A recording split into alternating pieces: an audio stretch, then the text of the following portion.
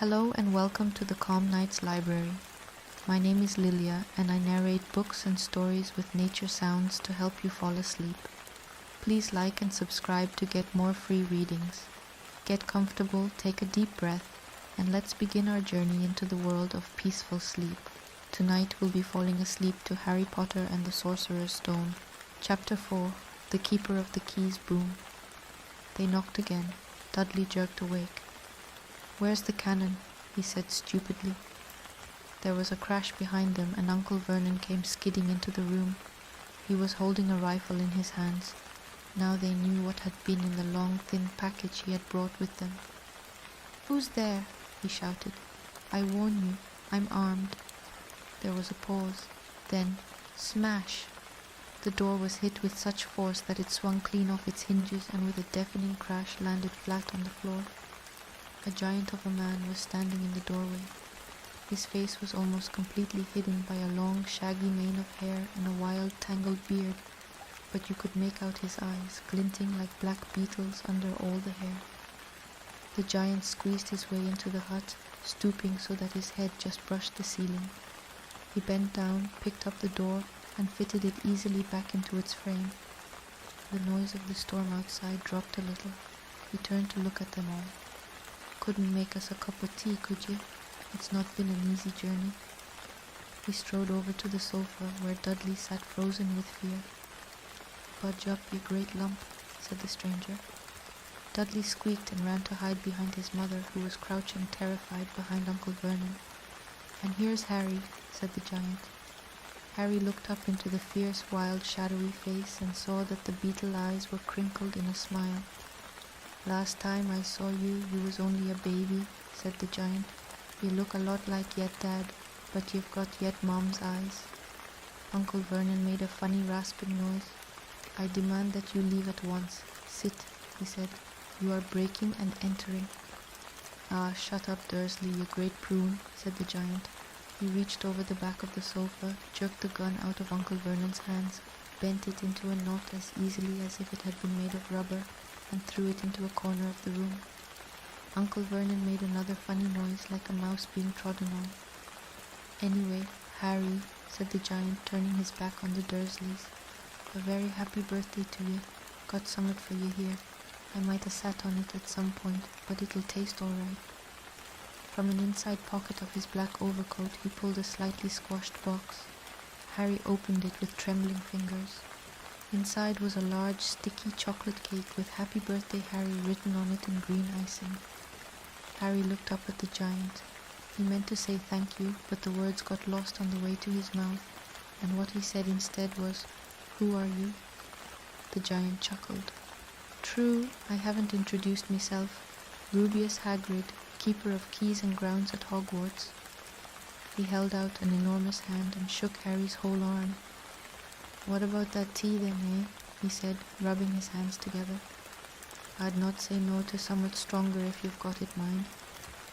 His eyes fell on the empty grate with the shriveled chip bags in it, and he snorted. He bent down over the fireplace. They couldn't see what he was doing, but when he drew back a second later, there was a roaring fire there. It filled the whole damp hut with flickering light, and Harry felt the warmth wash over him as though he'd sunk into a hot bath. The giant sat back down on the sofa, which sagged under his weight, and began taking all sorts of things out of the pockets of his coat. A copper kettle, a squashy package of sausages, a poker, a teapot, several chipped mugs, and a bottle of some amber liquid that he took a swig from before starting to make tea. Soon the hut was full of the sound and smell of sizzling sausage. Nobody said a thing while the giant was working, but as he slid the first 6 fat, juicy, slightly burnt sausages from the poker, Dudley fidgeted a little. Uncle Vernon said sharply, "Don't touch anything he gives you, Dudley." The giant chuckled darkly.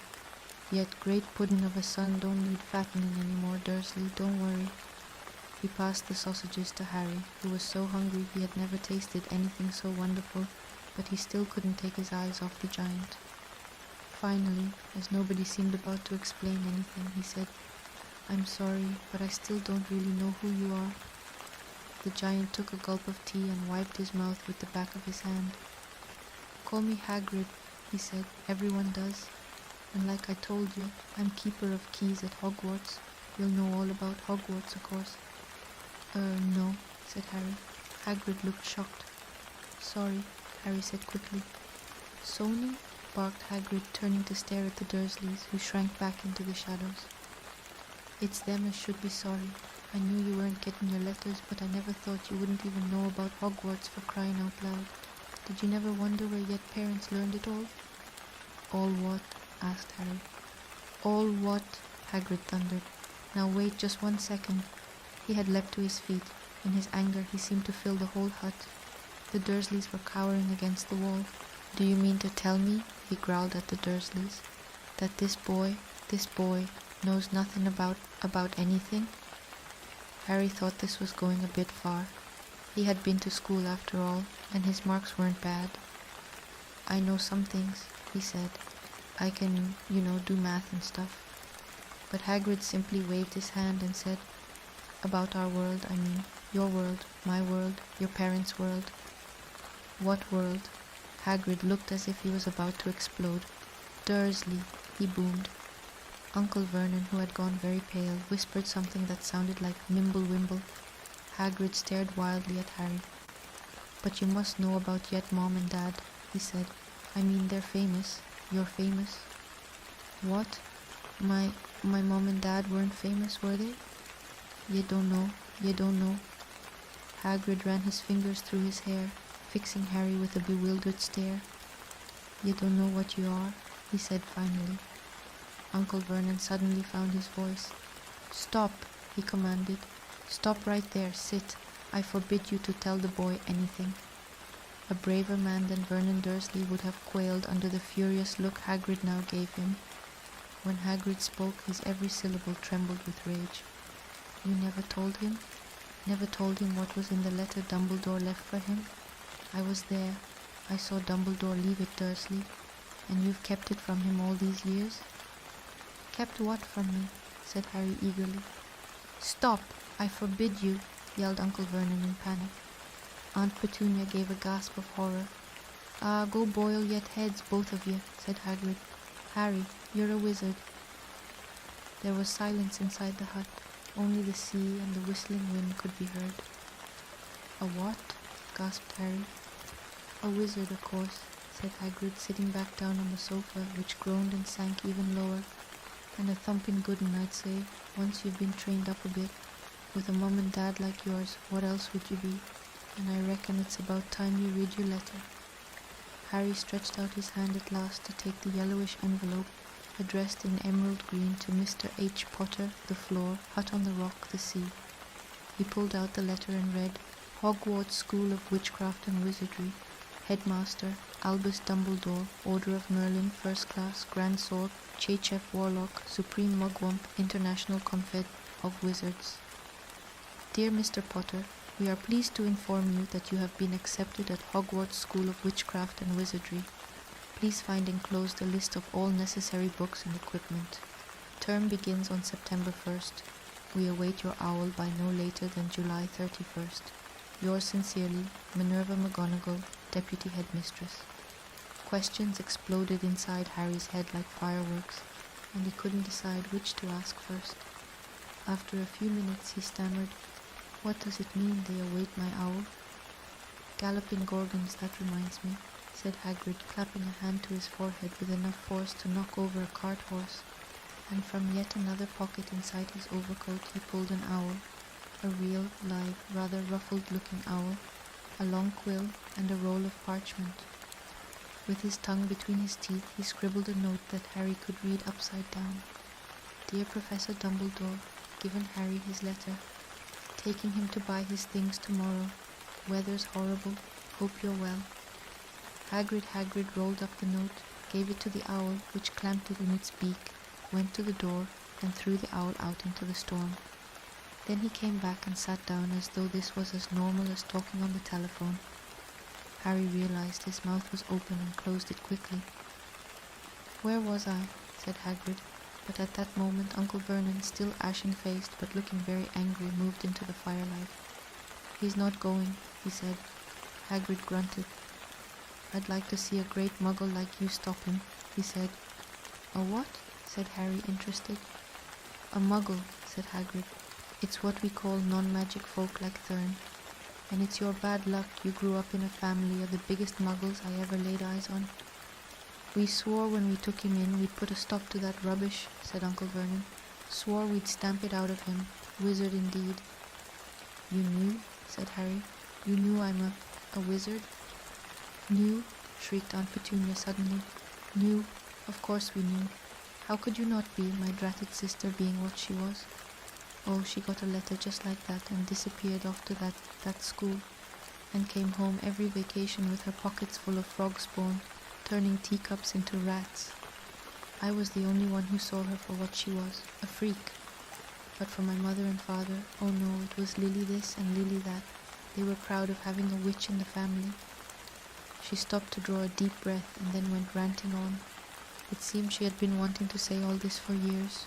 "Then she met that Potter at school and they left and got married and had you. And of course I knew you'd be just the same, just as strange, just as abnormal. And then, if you please, she went and got herself blown up and we got landed with you." Harry had gone very white. As soon as he found his voice he said, "Blown up? You told me they died in a car crash." "Car crash!" roared Hagrid, jumping up so angrily that the Dursleys scuttled back to their corner. "How could a car crash kill Lily and James Potter? It's an outrage, a scandal. Harry Potter not knowing his own story when every kid in our world knows his name." "But why? What happened?" Harry asked urgently. The anger faded from Hagrid's face. He looked suddenly anxious. "I never expected this," he said in a low, worried voice. "I had no idea, when Dumbledore told me there might be trouble getting hold of you, how much you didn't know. Ah, Harry, I don't know if I'm the right person to tell you, but someone's gotta. You can't go off to Hogwarts not knowing." He threw a dirty look at the Dursleys. "Well, it's best you know as much as I can tell you. Mind, I can't tell you everything. It's a great mystery, parts of it." He sat down, stared into the fire for a few seconds, and then said, "It begins, I suppose, with a person called... But it's incredible you don't know his name. Everyone in our world knows." "Who?" "Well, I don't like saying the name if I can help it. No one does." "Why not?" "Gulping gargoyles, Harry. People are still scared. Blimey, this is difficult. See, there was this wizard who went bad, as bad as you could go, worse than worse. His name was..." Hagrid gulped, but no words came out. "Could you write it down?" Harry suggested. "Nah, can't spell it. All right, Voldemort." Hagrid shuddered. "Don't make me say it again. Anyway, this wizard, about 20 years ago now, started looking for followers. Got 'em too. Some were afraid, some just wanted a bit of his power, 'cause he was getting himself power all right. Dark days, Harry. Didn't know who to trust, didn't dare get friendly with strange wizards or witches. Terrible things happened. He was taken over. Of course, some stood up to him, and he killed them, horribly. One of the only safe places left was Hogwarts. Reckon Dumbledore's the only one you know who was afraid of. Didn't dare try taking the school, not just then anyway. Now, your mum and dad were as good a witch and wizard as I ever knew, head boy and girl at Hogwarts in their day. Suppose the mystery is why you-know-who never tried to get him on his side before. Probably knew they were too close to Dumbledore to want anything to do with the dark side. Maybe he thought he could persuade him. Maybe he just wanted him out of the way. All anyone knows is, he turned up in the village where you was all living on Halloween 10 years ago. You was just a year old. He came to your house and Hagrid suddenly pulled out a very dirty, spotted handkerchief and blew his nose with a sound like a foghorn. "Sorry," he said, "but it's that sad. Knew your mom and dad, and nicer people you couldn't find. Anyway, you know who killed him, and then, and this is the real mystery of the thing, he tried to kill you too. Wanted to make a clean job of it, I suppose, or maybe he just liked killing by then, but he couldn't do it. Never wondered how you got that mark on your forehead. That was no ordinary cut. That's what you get when a powerful evil curse touches you. Took care of your mom and dad and your house even. But it didn't work on you, and that's why you're famous, Harry. No one ever lived after he decided to kill him, no one except you, and he'd killed some of the best witches and wizards of the age, the McKinnons, the Bones, the Pruitts, and you was only a baby, and you lived. Something very painful was going on in Harry's mind. As Hagrid's story came to a close, he saw again the blinding flash of green light, more clearly than he had ever remembered it before. And he remembered something else for the first time in his life, a high, cold, cruel laugh. Hagrid was watching him sadly. Took you from the ruined house myself on Dumbledore's orders, brought you to this lot. Load of old tosh, said Uncle Vernon. Harry jumped. He had almost forgotten that the Dursleys were there. Uncle Vernon certainly seemed to have got back his courage. He was glaring at Hagrid and his fists were clenched. Now you listen here, boy, he snarled.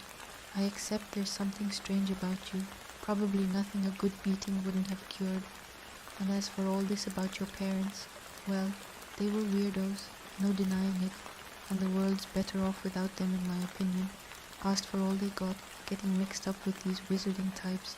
Just what I expected, always knew they'd come to a sticky end. But at that moment, Hagrid leapt from the sofa and drew a battered pink umbrella from inside his coat. Pointing this at Uncle Vernon like a sword, he said, I'm warning you, Dursley, I'm warning you. One more word. In danger of being speared on the end of an umbrella by a bearded giant. Uncle Vernon's courage failed again. He flattened himself against the wall and fell silent. That's better, said Hagrid, breathing heavily and sitting back down on the sofa, which this time sagged right down to the floor. Harry, meanwhile, still had questions to ask, hundreds of them. But what happened to you know who?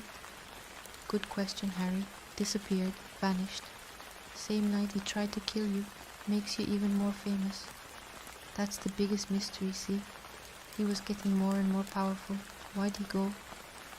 Some say he died. Codswallop, in my opinion. Dunno if he had enough human left in him to die. Some say he's still out there biding his time but I don't believe it. People who was on his side came back to ours. Some of them came out of kind of trances. Tilda reckon they could have done if he was coming back. Most of us reckon he's still out there somewhere but lost his powers, too weak to carry on. 'Cause something about you finished him, Harry. There was something going on that night he hadn't counted on. I don't know what it was, no one does, but something about you stumped him all right. Hagrid looked at Harry with warmth and respect blazing in his eyes, but Harry, instead of feeling pleased and proud, felt quite sure there had been a horrible mistake. A wizard? Him? How could he possibly be? He'd spent his life being clouted by Dudley and bullied by Aunt Petunia and Uncle Vernon. If he was really a wizard, why hadn't they been turned into warty toads every time they tried to lock him in his cupboard? If he'd once defeated the greatest sorcerer in the world, how come Dudley had always been able to kick him around like a football? Hagrid, he said quietly, I think you must have made a mistake. I don't think I can be a wizard. To his surprise, Hagrid chuckled. Not a wizard, eh? Never made things happen when you were scared or angry? Harry looked into the fire. Now he came to think about it. Every odd thing that had ever made his aunt and uncle furious with him had happened when he, Harry, had been upset or angry. Chased by Dudley's gang, he had somehow found himself out of their reach. Dreading going to school with that ridiculous haircut, he'd managed to make it grow back. And the very last time Dudley had hit him, hadn't he got his revenge without even realizing he was doing it? Hadn't he set a boa constrictor on him? Harry looked back at Hagrid, smiling, and saw that Hagrid was positively beaming at him. See, said Hagrid, Harry Potter, not a wizard. You wait, you'll be right famous at Hogwarts. But Uncle Vernon wasn't going to give in without a fight. Haven't I told you he's not going? He hissed. He's going to Stonewall High and he'll be grateful for it. I've read those letters and he needs all sorts of rubbish. Spell books and wands and... If he wants to go, a great muggle like you won't stop him, growled Hagrid. Stop Lily and James Potter's son going to Hogwarts. You're mad. His name's been down ever since he was born. He's off to the finest school of witchcraft and wizardry in the world. 7 years there and he won't know himself. He'll be with youngsters of his own sort for a change, and he'll be under the greatest headmaster Hogwarts ever had, Albus Dumbledore. I am not paying for some crackpot old fool to teach him magic tricks, yelled Uncle Vernon. But he had finally gone too far. Hagrid seized his umbrella and whirled it over his head. Never, he thundered, insult Albus Dumbledore in front of me. He brought the umbrella swishing down through the air to point at Dudley. There was a flash of violet light, a sound like a firecracker, a sharp squeal, and the next second Dudley was dancing on the spot with his hands clasped over his fat bottom, howling in pain. When he turned his back on them, Harry saw a curly pig's tail poking through a hole in his trousers. Uncle Vernon roared. Pulling Aunt Petunia and Dudley into the other room, he cast one last terrified look at Hagrid and slammed the door behind them. Hagrid looked down at his umbrella and stroked his beard. "Shouldn't have lost me temper," he said ruefully, "but it didn't work anyway. Meant to turn him into a pig, but I suppose he was so much like a pig anyway there wasn't much left to do." He cast a sideways look at Harry under his bushy eyebrows. "Be grateful if you didn't mention that to anyone at Hogwarts," he said. I'm not supposed to do magic, strictly speaking. I was allowed to do a bit to follow you and get your letters to you and stuff. One of the reasons I was so keen to take on the job." "Why aren't you supposed to do magic?" asked Harry. "Oh, well, I was at Hogwarts myself, but I got expelled, to tell you the truth, in me 3rd year. They snapped me wand in half and everything, but Dumbledore let me stay on as gamekeeper. Great man, Dumbledore." "Why were you expelled?" "It's getting late and we've got lots to do tomorrow," said Hagrid loudly. "Gotta get up to town, get all your books and that." He took off his thick black coat and threw it to Harry. "You can kip under that," he said. "Don't mind if it wriggles a bit. I think I still got a couple of dormice in one of the pockets." Chapter 5, Diagon Alley. Harry woke early the next morning. Although he could tell it was daylight, he kept his eyes shut tight. "It was a dream," he told himself firmly. "I dreamed a giant called Hagrid came to tell me I was going to a school for wizards. When I open my eyes, I'll be at home in my cupboard." There was suddenly a loud tapping noise. "And there's Aunt Petunia knocking on the door," Harry thought, his heart sinking. But he still didn't open his eyes. It had been such a good dream. Tap, tap, tap. "All right," Harry mumbled. "I'm getting up." He sat up and Hagrid's heavy coat fell off him. The hut was full of sunlight, the storm was over. Hagrid himself was asleep on the collapsed sofa, and there was an owl rapping its claw on the window, a newspaper held in its beak. Harry scrambled to his feet, so happy he felt as though a large balloon was swelling inside him. He went straight to the window and jerked it open. The owl swooped in and dropped the newspaper on top of Hagrid, who didn't wake up. The owl then fluttered onto the floor and began to attack Hagrid's coat. "Don't do that." Harry tried to wave the owl out of the way, but it snapped its beak fiercely at him and carried on savaging the coat. "Hagrid!" said Harry loudly. "There's an owl. Pay him," Hagrid grunted into the sofa. "What?" "He wants paying for delivering the paper. Look in the pockets." Hagrid's coat seemed to be made of nothing but pockets, bunches of keys, slug pellets, balls of string, peppermint humbugs, tea bags. Finally, Harry pulled out a handful of strange-looking coins. "Give him 5 nuts," said Hagrid sleepily. "Nuts? The little bronze ones." Harry counted out 5 little bronze coins, and the owl held out his leg so Harry could put the money into a small leather pouch tied to it. Then he flew off through the open window. Hagrid yawned loudly, sat up and stretched. "Best be off, Harry. Lots to do today. Gotta get up to London and buy all your stuff for school." Harry was turning over the wizard coins and looking at them. He had just thought of something that made him feel as though the happy balloon inside him had got a puncture. Hagrid?" Said Hagrid, who was pulling on his huge boots. "I haven't got any money, and you heard Uncle Vernon last night. He won't pay for me to go and learn magic." "Don't worry about that," said Hagrid, standing up and scratching his head. "Do you think your parents didn't leave you anything?" "But if their house was destroyed..." "They didn't keep their gold in the house, boy. Nah, first stop for us is Gringotts, Wizard's Bank. Have a sausage, they're not bad cold, and I wouldn't say no to a bit of your birthday cake neither." "Wizards have banks?" "Just the one, Gringotts, run by goblins."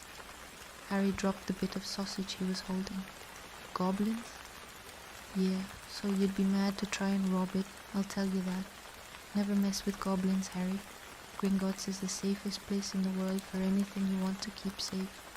Except maybe Hogwarts. As a matter of fact, I gotta visit Gringotts anyway. For Dumbledore, Hogwarts business."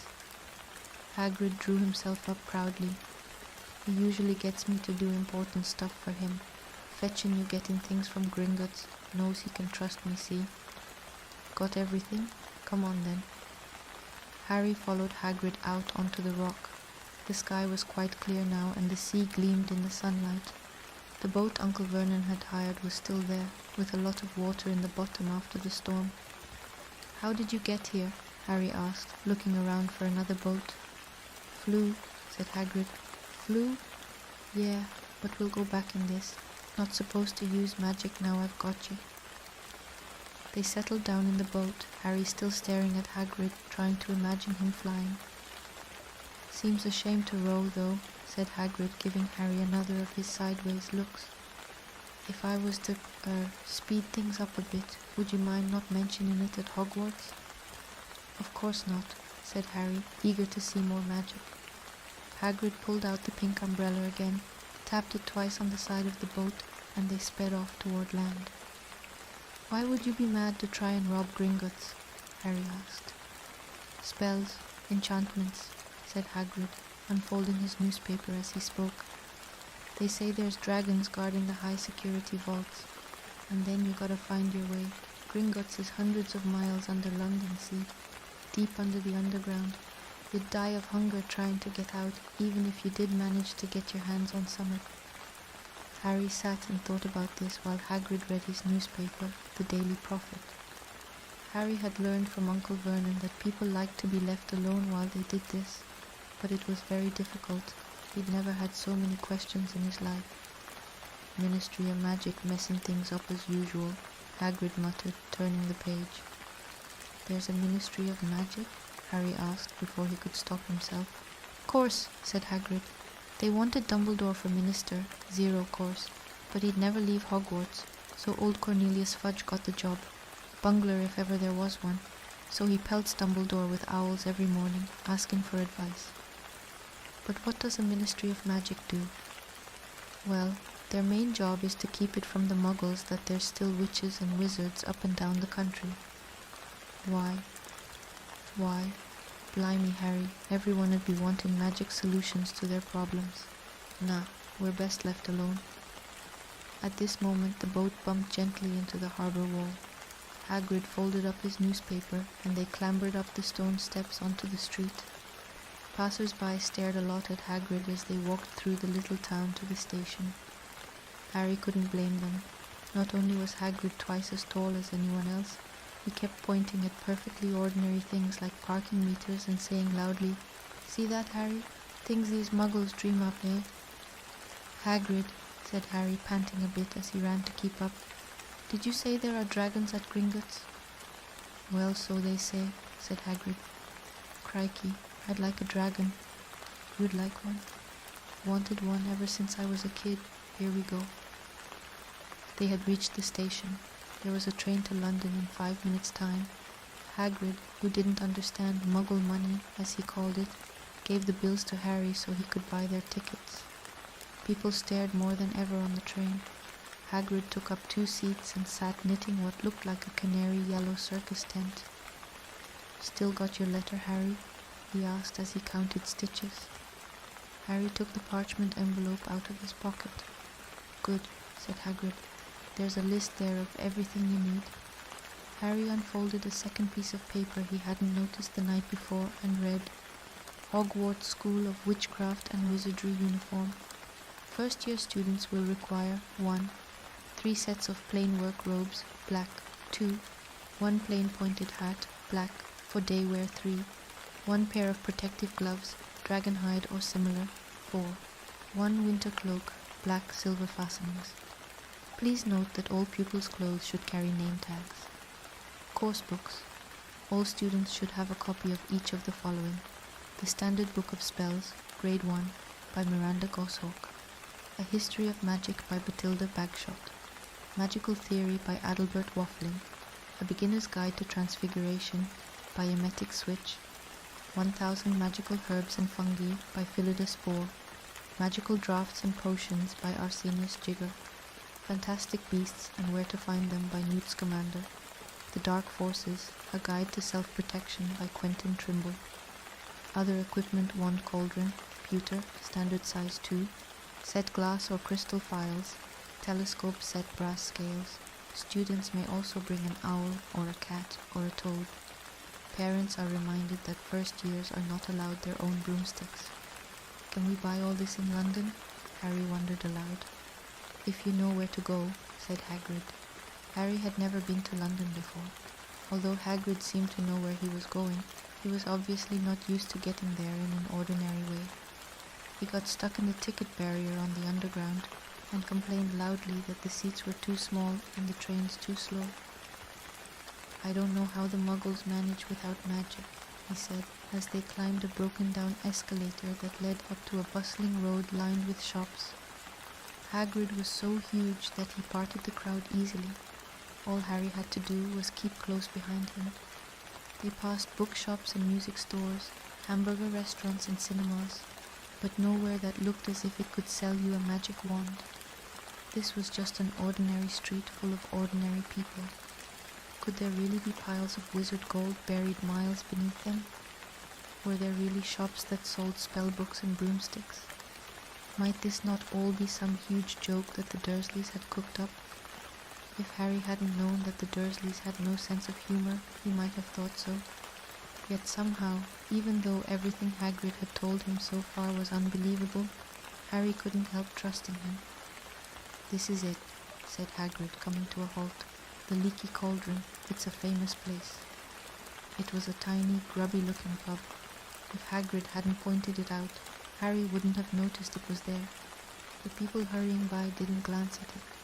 Their eyes slid from the big bookshop on one side to the record shop on the other, as if they couldn't see the Leaky Cauldron at all. In fact, Harry had the most peculiar feeling that only he and Hagrid could see it. Before he could mention this, Hagrid had steered him inside. For a famous place, it was very dark and shabby. A few old women were sitting in a corner, drinking tiny glasses of sherry. One of them was smoking a long pipe. A little man in a top hat was talking to the old bartender, who was quite bald and looked like a toothless walnut. The low buzz of chatter stopped when they walked in. Everyone seemed to know Hagrid. They waved and smiled at him, and the bartender reached for a glass, saying, "The usual, Hagrid?" "Can't, Tom. I'm on Hogwarts business," said Hagrid, clapping his great hand on Harry's shoulder and making Harry's knees buckle. "Good Lord," said the bartender, peering at Harry. Can this be—" The Leaky Cauldron had suddenly gone completely still and silent. "Bless my soul," whispered the old bartender. "Harry Potter, what an honor." He hurried out from behind the bar, rushed toward Harry and seized his hand, tears in his eyes. "Welcome back, Mr. Potter, welcome back." Harry didn't know what to say. Everyone was looking at him. The old woman with the pipe was puffing on it without realizing it had gone out. Hagrid was beaming. Then there was a great scraping of chairs, and the next moment Harry found himself shaking hands with everyone in the Leaky Cauldron. "Doris Crockford, Mr. Potter. Can't believe I'm meeting you at last." "So proud, Mr. Potter. I'm just so proud. Always wanted to shake your hand. I'm all of a flutter." "Delighted, Mr. Potter. Just can't tell you. Diggle's the name, Daedalus Diggle." "I've seen you before," said Harry, as Daedalus Diggle's top hat fell off in his excitement. "You bowed to me once in a shop." "He remembers," cried Daedalus Diggle, looking around at everyone. "Did you hear that? He remembers me." Harry shook hands again and again. Doris Crockford kept coming back for more. A pale young man made his way forward very nervously. One of his eyes was twitching. "Professor Quirrell," said Hagrid. "Harry, Professor Quirrell will be one of your teachers at Hogwarts." "Potter," stammered Professor Quirrell, grasping Harry's hand. "Can't tell you how pleased I am to meet you." "What sort of magic do you teach, Professor Quirrell?" "The defense against the D.D. dark arts," muttered Professor Quirrell, as though he'd rather not think about it. "Not that you need it, eh, Potter?" He laughed nervously. "You'll be getting all your equipment, I suppose. I've got to pick up a new B-book on vampires, myself."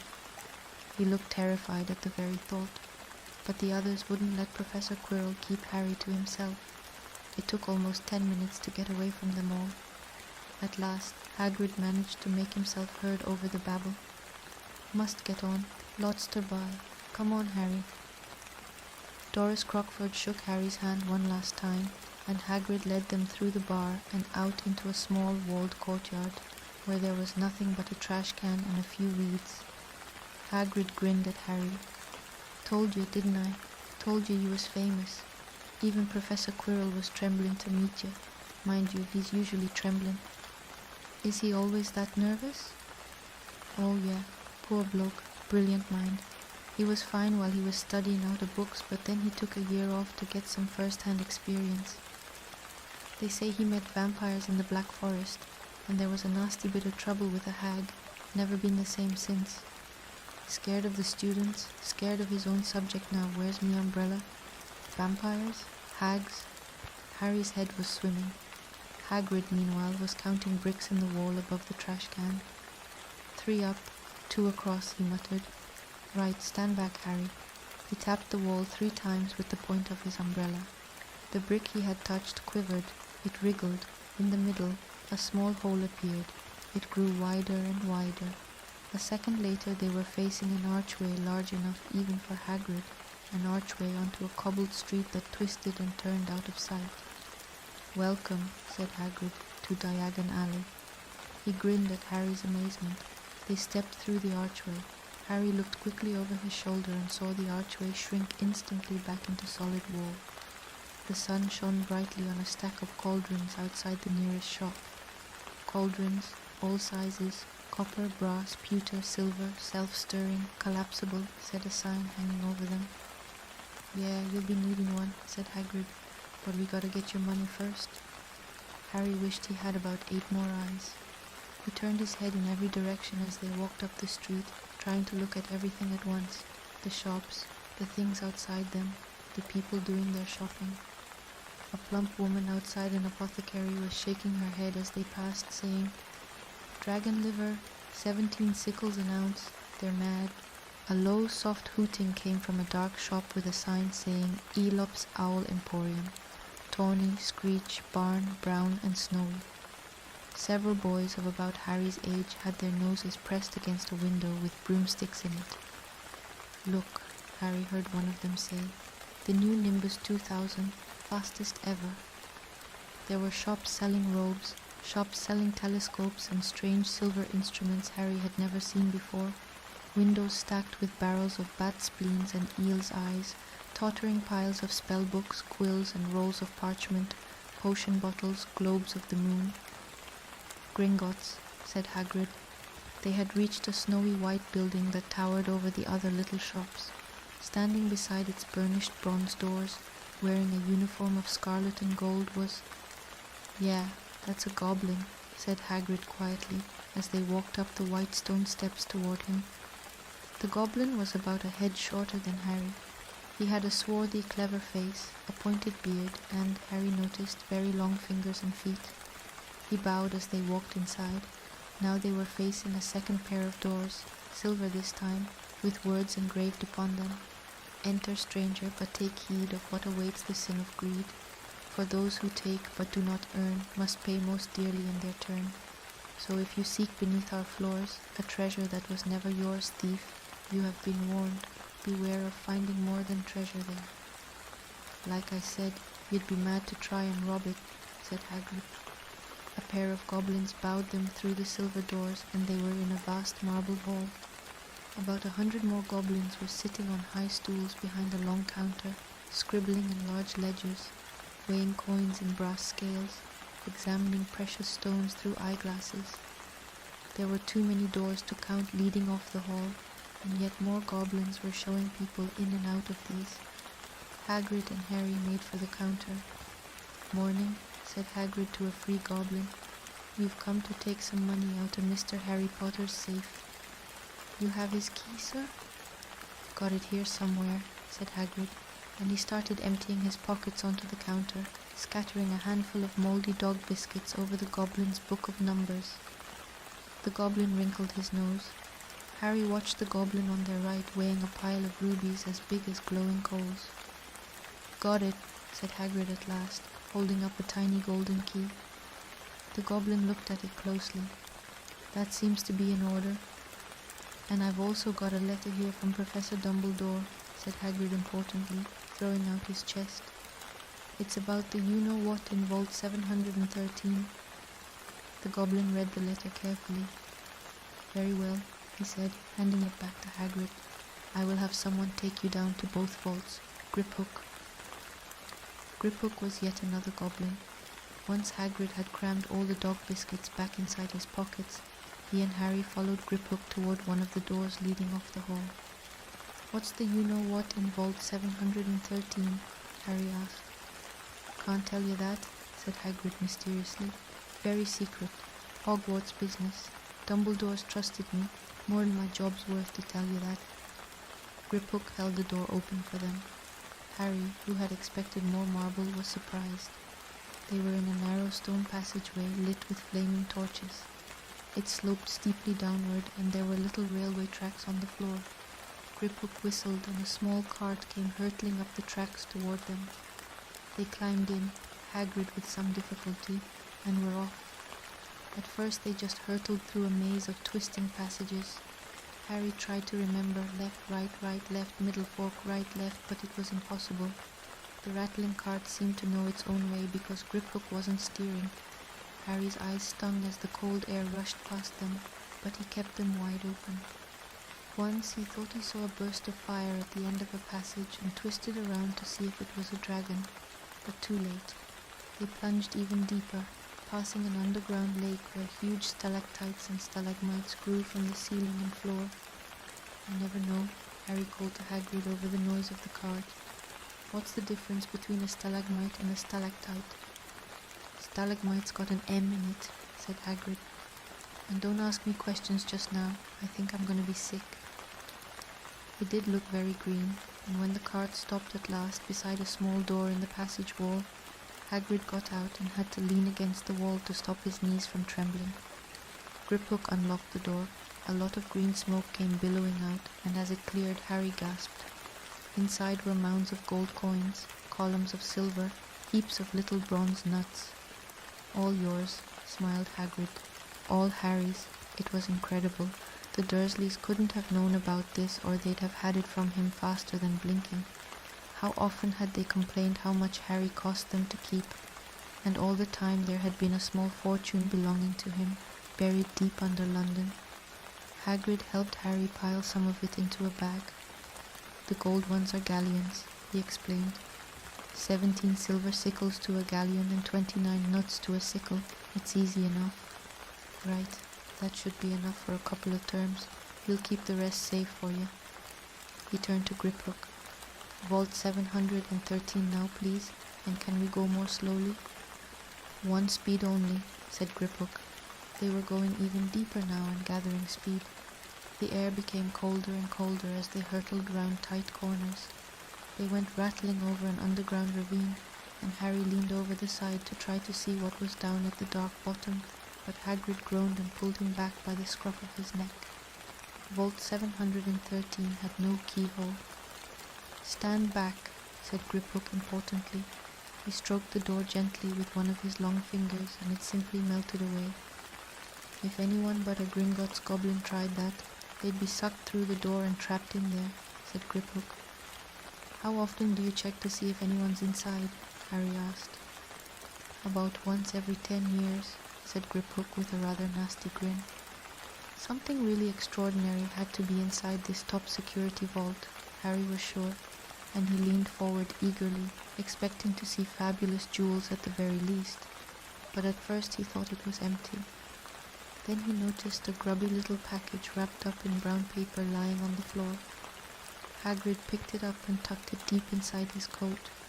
Harry longed to know what it was, but knew better than to ask. "Come on, back in this infernal cart, and don't talk to me on the way back. It's best if I keep my mouth shut," said Hagrid. One wild cart ride later, they stood blinking in the sunlight outside Gringotts. Harry didn't know where to run first now that he had a bag full of money. He didn't have to know how many galleons there were to a pound to know that he was holding more money than he'd had in his whole life. More money than even Dudley had ever had. "Might as well get your uniform," said Hagrid, nodding toward Madame Malkin's robes for all occasions. "Listen, Harry, would you mind if I slipped off for a pick-me-up in the leaky cauldron? I hate them Gringotts carts." He did still look a bit sick, so Harry entered Madame Malkin's shop alone, feeling nervous. Madame Malkin was a squat, smiling witch dressed all in mauve. "Hogwarts clear?" she said when Harry started to speak. "Got the Lother, another young man being fitted up just now, in fact." In the back of the shop, a boy with a pale, pointed face was standing on a footstool, while a second witch pinned up his long black robes. Madame Malkin stood Harry on a stool next to him, slipped a long robe over his head, and began to pin it to the right length. "Hello," said the boy. "Hogwarts too?" "Yes," said Harry. "My father's next door buying my books, and mother's up the street looking at wands," said the boy. He had a bored, drawling voice.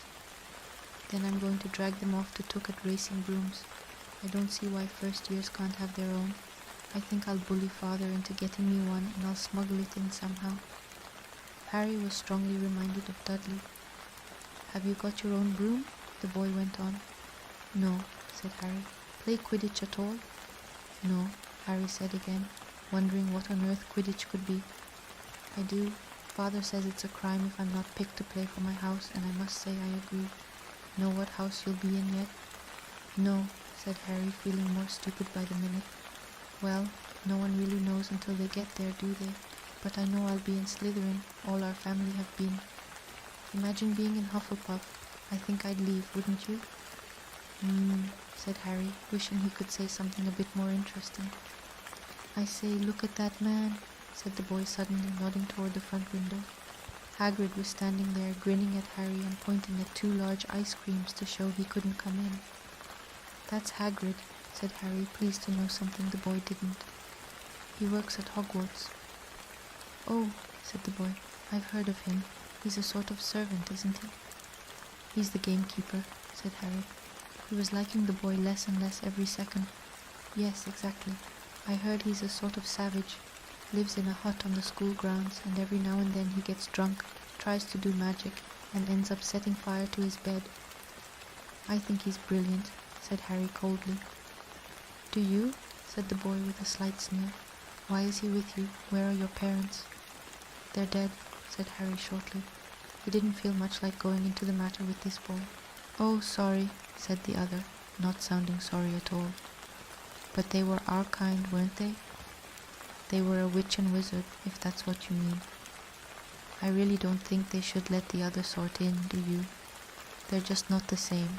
They've never been brought up to know our ways. Some of them have never even heard of Hogwarts until they get the letter, imagine. I think they should keep it in the old wizarding families. What's your surname, anyway?" But before Harry could answer, Madame Malkin said, "That's you done, my dear." And Harry, not sorry for an excuse to stop talking to the boy, hopped down from the footstool. "Well, I'll see you at Hogwarts, I suppose," said the drawling boy. Harry was rather quiet as he ate the ice cream Hagrid had bought him, chocolate and raspberry with chopped nuts. "What's up?" said Hagrid. "Nothing," Harry lied. They stopped to buy parchment and quills. Harry cheered up a bit when he found a bottle of ink that changed color as he wrote. When they had left the shop, he said, "Hagrid, what's Quidditch?" "Blimey, Harry, I keep forgetting how little you know, not knowing about Quidditch." "Don't make me feel worse," said Harry. He told Hagrid about the pale boy and Madame Malkin's, and he said people from Muggle families shouldn't even be allowed in. You're not from a Muggle family. If he'd known who you were, he's grown up knowing your name if his parents are wizarding folk. You saw what everyone in the leaky cauldron was like when they saw you. Anyway, what does he know about it? Some of the best I ever saw were the only ones with magic in him in a long line, 0 Muggles. Look at your mum. Look what she had for a sister. So what is Quidditch? It's our sport, wizard sport. It's like soccer in the Muggle world. Everyone follows Quidditch, played up in the air on broomsticks, and there's 4 balls. Sorta hard to explain the rules. And what are Slytherin and Hufflepuff? Schoolhouses. There's 4. Everyone says Hufflepuff are a lot of duffers, but I bet I'm in Hufflepuff, said Harry gloomily. Better Hufflepuff than Slytherin, said Hagrid darkly. There's not a single witch or wizard who went bad who wasn't in Slytherin. You know who was one. You know who was at Hogwarts? Years and years ago, said Hagrid. They bought Harry's school books in a shop called Flourish and Blots, where the shelves were stacked to the ceiling with books as large as paving stones bound in leather, books the size of postage stamps in covers of silk, books full of peculiar symbols, and a few books with nothing in them at all. Even Dudley, who never read anything, would have been wild to get his hands on some of these. Hagrid almost had to drag Harry away from curses and counter-curses, bewitch your friends and befuddle your enemies with the latest revenges, hair loss, jelly legs, tongue-tying, and much, much more, by Professor Vindictus Viridian. I was trying to find out how to curse Dudley. I'm not saying that's not a good idea, but you're not to use magic in the Muggle world except in very special circumstances, said Hagrid. And anyway, you couldn't work any of them curses yet. You'll need a lot more study before you get to that level. Hagrid wouldn't let Harry buy a solid gold cauldron either. It says pewter on your list.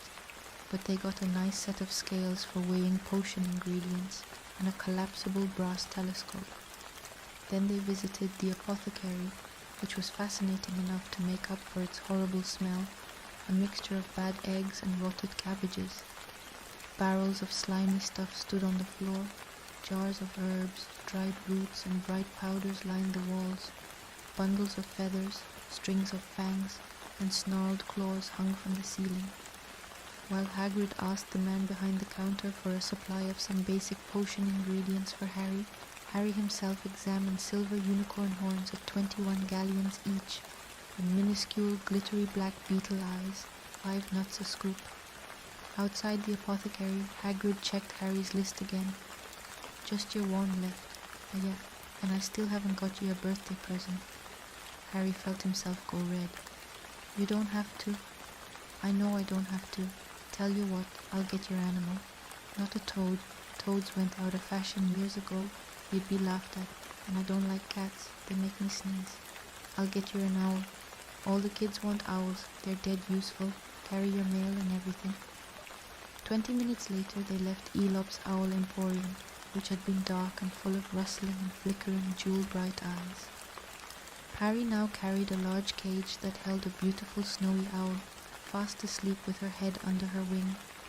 He couldn't stop stammering his thanks, sounding just like Professor Quirrell. Don't mention it, said Hagrid gruffly. Don't expect you've had a lot of presents from them Dursleys. Just Ollivanders left now. Only place for wands, Ollivanders, and you gotta have the best wand. A magic wand. This was what Harry had been really looking forward to. The last shop was narrow and shabby. Peeling gold letters over the door read, Ollivanders, makers of fine wands, since 382 BC. A single wand lay on a faded purple cushion in the dusty window. A tinkling bell rang somewhere in the depths of the shop as they stepped inside. It was a tiny place, empty except for a single spindly chair that Hagrid sat on to wait. Harry felt strangely as though he had entered a very strict library. He swallowed a lot of new questions that had just occurred to him, and looked instead at the thousands of narrow boxes piled neatly right up to the ceiling. For some reason, the back of his neck prickled. The very dust and silence in here seemed to tingle with some secret magic. "Good afternoon," said a soft voice. Harry jumped. Hagrid must have jumped too, because there was a loud crunching noise and he got quickly off the spindly chair.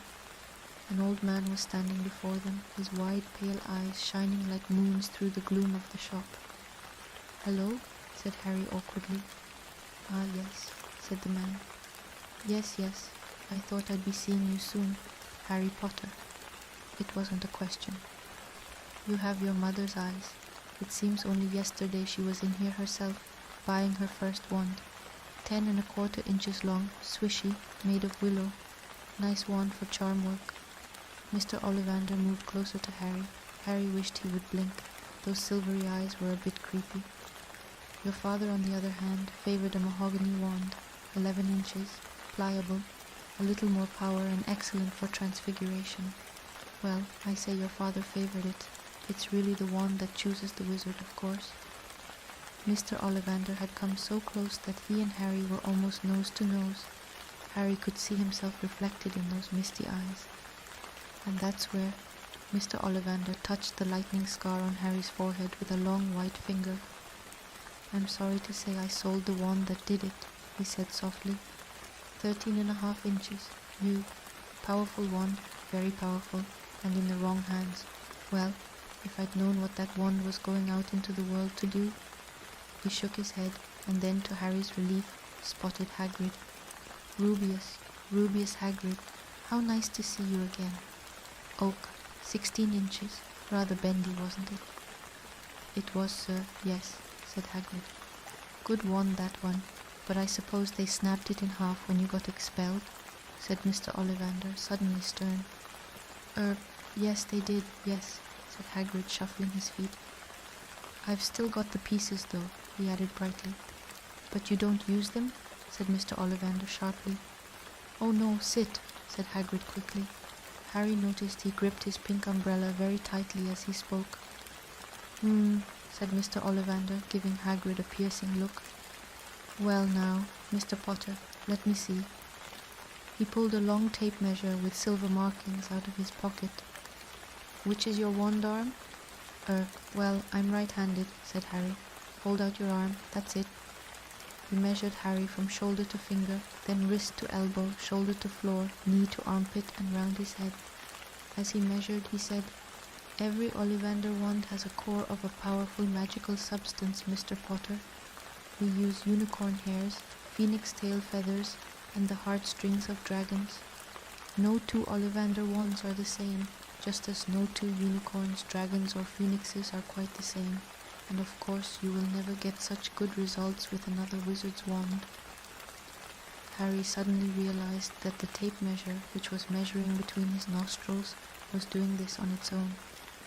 Mr. Ollivander was flitting around the shelves, taking down boxes. "That will do," he said, and the tape measure crumpled into a heap on the floor. "Right then, Mr. Potter, try this one. Beechwood and dragon heartstring, 9 inches, nice and flexible. Just take it and give it a wave." Harry took the wand and, feeling foolish, waved it around a bit, but Mr. Ollivander snatched it out of his hand almost at once. "Maple and phoenix feather, 7 inches, quite whippy. Try." Harry tried, but he had hardly raised the wand when it too was snatched back by Mr. Ollivander. No, here, ebony and unicorn hair, 8½ inches, springy. Go on, try it out." Harry tried, and tried. He had no idea what Mr. Ollivander was waiting for. The pile of tried wands was mounting higher and higher on the spindly chair, but the more wands Mr. Ollivander pulled from the shelves, the happier he seemed to become. "Tricky customer, eh? Not to worry, we'll find the perfect match here somewhere. I wonder now. Yes, why not? Unusual combination. Holly and phoenix feather, 11 inches, nice and supple." Harry took the wand. He felt a sudden warmth in his fingers. He raised the wand above his head, brought it swishing down through the dusty air, and a stream of red and gold sparks shot from the end like a firework, throwing dancing spots of light onto the walls. Hagrid whooped and clapped, and Mr. Ollivander cried, "Oh, bravo! Yes, indeed, oh, very good. Well, how curious, how very curious." He put Harry's wand back into its box and wrapped it in brown paper, still muttering, "Curious, curious." "Sorry," said Harry, "but what's curious?" Mr. Ollivander fixed Harry with his pale stare. "I remember every wand I've ever sold, Mr. Potter. Every single wand. It so happens that the phoenix whose tail feather is in your wand gave another feather, just one other. It is very curious indeed that you should be destined for this wand when its brother gave you that scar." Harry swallowed. "Yes, 13.5 inches. You. Curious indeed how these things happen. The wand chooses the wizard, remember? I think we must expect great things from you, Mr. Potter. After all, he who must not be named did great things. Terrible, yes, but great." Harry shivered. He wasn't sure he liked Mr. Ollivander too much. He paid 7 gold galleons for his wand, and Mr. Ollivander bowed them from his shop. The late afternoon sun hung low in the sky as Harry and Hagrid made their way back down Diagon Alley, back through the wall, back through the leaky cauldron, now empty. Harry didn't speak at all as they walked down the road. He didn't even notice how much people were gawking at them on the underground, laden as they were with all their funny-shaped packages, with the snowy owl asleep in its cage on Harry's lap. Up another escalator, out into Paddington Station. Harry only realized where they were when Hagrid tapped him on the shoulder. "Got time for a bite to eat before your train leaves?" he said. He bought Harry a hamburger and they sat down on plastic seats to eat them. Harry kept looking around. Everything looked so strange somehow. "You all right, Harry? You're very quiet," said Hagrid. Harry wasn't sure he could explain. He'd just had the best birthday of his life, and yet he chewed his hamburger trying to find the words. "Everyone thinks I'm special," he said at last. "All those people in the leaky cauldron, Professor Quirrell, Mr. Ollivander. But I don't know anything about magic at all. How can they expect great things? I'm famous and I can't even remember what I'm famous for. I don't know what happened when the night my parents died." Hagrid leaned across the table. Behind the wild beard and eyebrows he wore a very kind smile.